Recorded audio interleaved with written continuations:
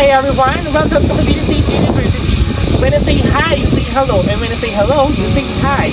Hi! Hello! Hello! Hi! Nice one, great energy.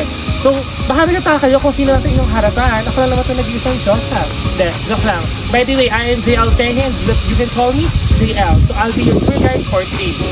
So, magkakaroon tayo ngayon ng educational walking tour. So, before anything else, let's count to the time. Time to reach you. Is ganda? 1, 2, 3, 9, 10. Okay, you are all 10 students here. Thank you so much. So, we are here at our first station at Inanang Kalikasan. Isa sa sinasabi nila na ito raw isa sa iconic landmark ng CVSU.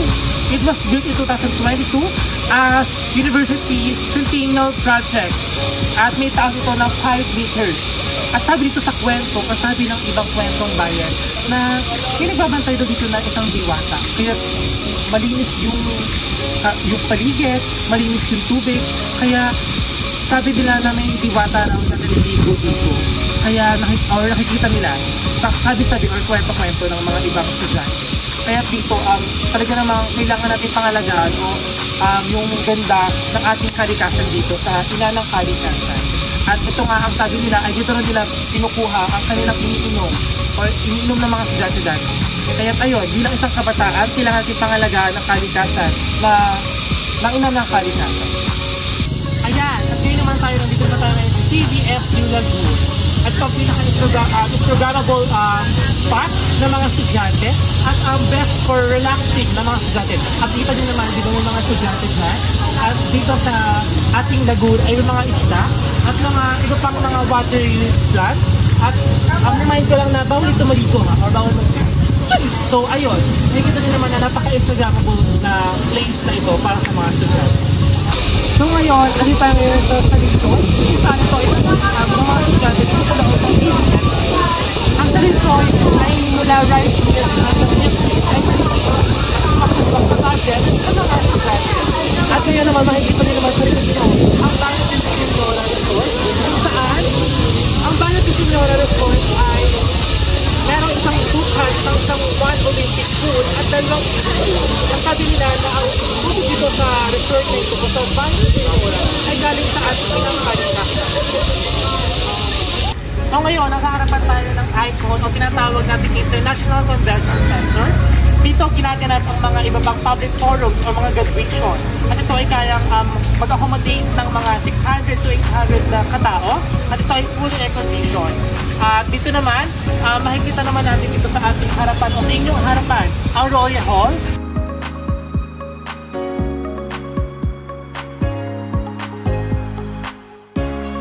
Andito naman tayo ngayon sa Santiago and Royal Hall. At ito ay pinangalan sa unang naging presidente dito sa ating CVSU. At ito naman ay nakakapag-accommodate na 250 na katao. At dito ay pwede ka magpa-reserve ng mga iba pang mga seminars or mga meeting at mga iba pang okasyon na pwede ka accommodate dito. So ngayon, andito tayo sa Agri Eco Tourism Park. Itong agri-ecotourism tour ay isa sa pinaka most relaxing at nature feel dito sa CVSU. So dito makikita natin na maraming mga halaman at mga bagay-bagay na pwede nating makita dito sa loob ng agri-ecotourism park. Itong agri-ecotourism park ay nilaunch noong 2021 at ito ay accredited ng DOT as sa agri-tourism site noong 2023. Nakikita natin dito sa loob na merong hanging bridge na tinatawag na tulay ng kasaysayan.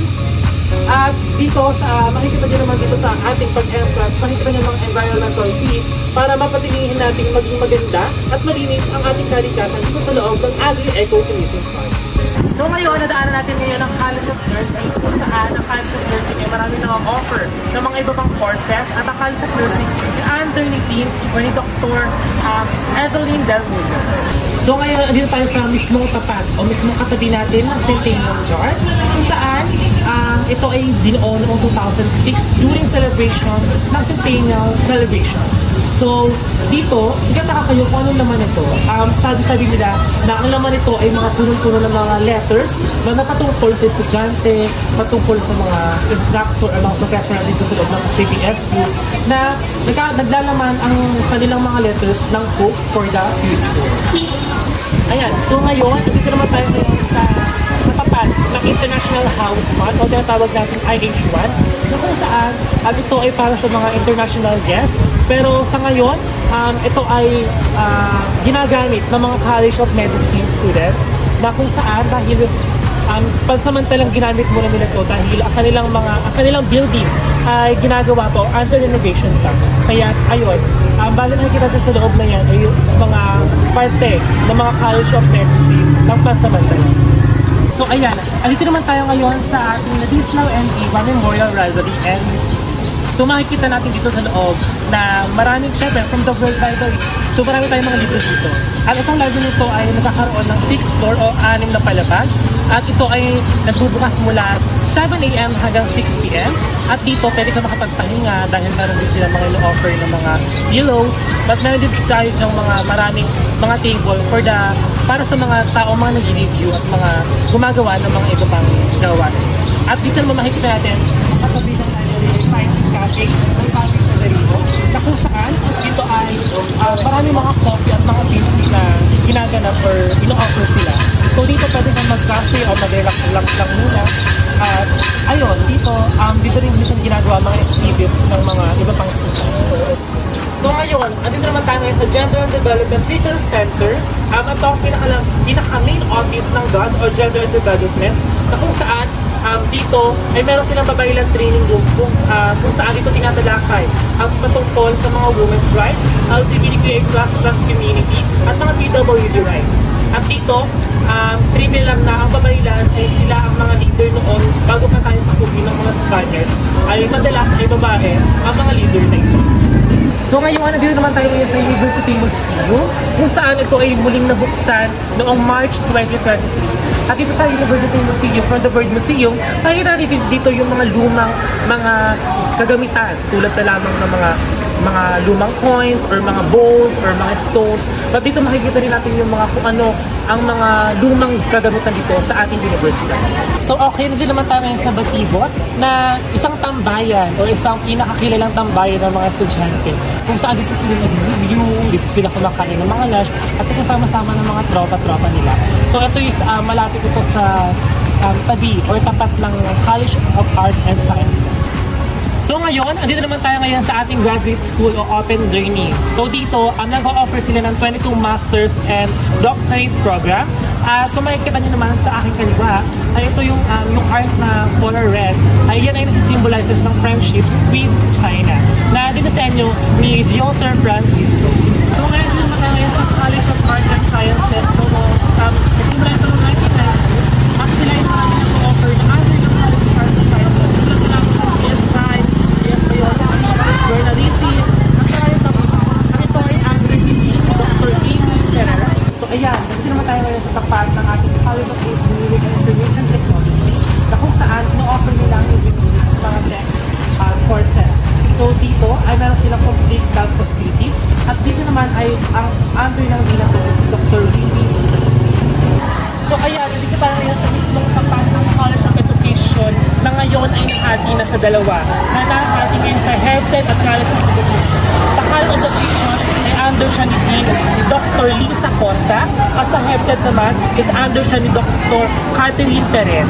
At ngayon, makikita natin sa katapat ng Health ay ang quadrangle, na dito ginaganap ang iba pang mga sports like volleyball at badminton. At ngayon ay ginaganap ngayon ang kanilang entrance week.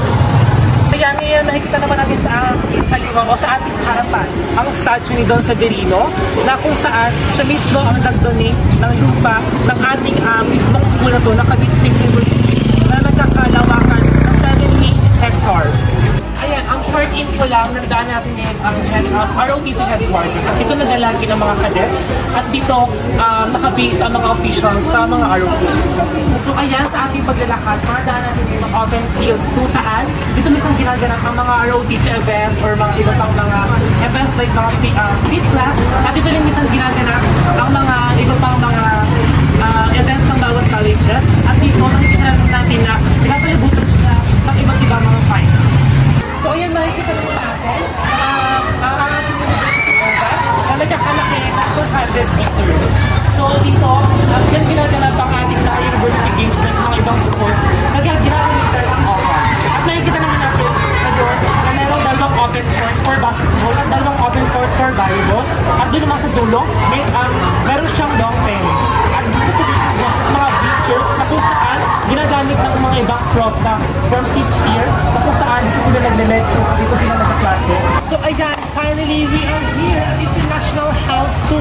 So dito, sa ating unang baba o unang floor, nakikita natin ang marketing center na kung saan dito natin mabibili ang mga iba nating mga school uniforms tulad na ng mga PE uniforms natin, mga lanyards, at mga iba pang essentials sa mga estudyante. O pwede na rin dito natin bibili ang mga ibang libro na sa iba't ibang subject. So makikita naman natin na meron din mga iba pang palatang o doon sa taas na yun. Makikita natin na ito ay formerly ladies dorm. So ngayon naman ay siya ay tinatawag natin yan house siya. Sa isang room ay meron siyang 4 na bed na meron din sariling CR at naka-aircon din dito. So ito ay nagkakahalaga lang ng 4,000. So meaning kung 4 kayo, 1K or 1,000 per head lang ang estudyante dito. At meron din dito free breakfast. O diba, maganda, like social, complete, at convenient ang ating International House 2 dito sa atin. So ayan, dito na nagtatapos ang ating educational walking tour. Naway sana'y meron kayong napulot na aral at natutunan sa akin. On behalf of our College of Tourism and Hospitality Management, I am G. Alpehi. Maraming salamat po.